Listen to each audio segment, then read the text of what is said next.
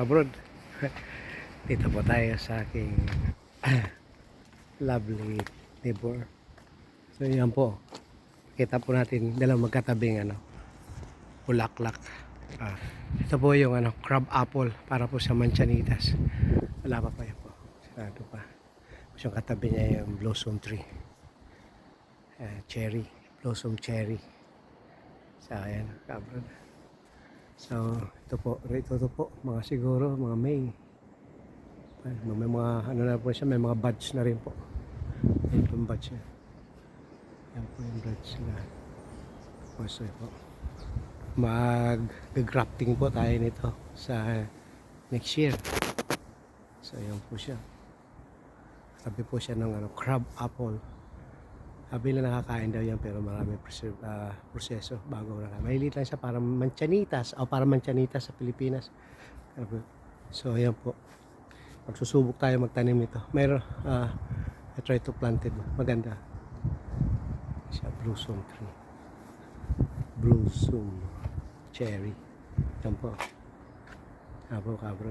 Ayan, ayan. Oh. Putulin po natin yung mga kabro. Experiment po natin yan. Subukan natin. Tapos maitanim. Magiging bonsai po siya.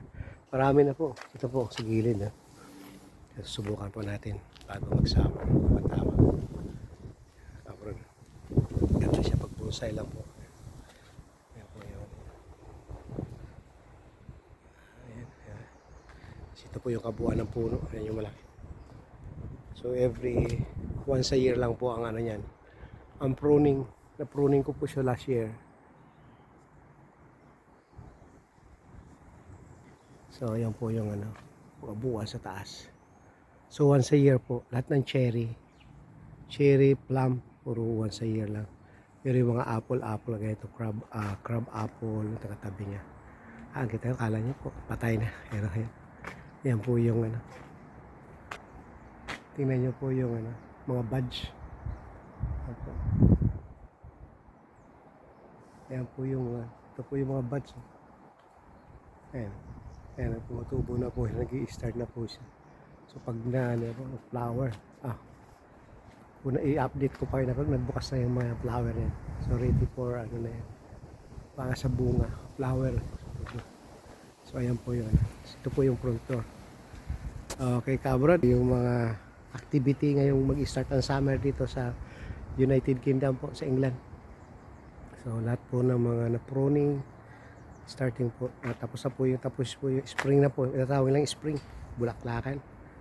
Okay kabrod, see you po, si Kaboyet, magpapasalamat. Another view mga kabrod.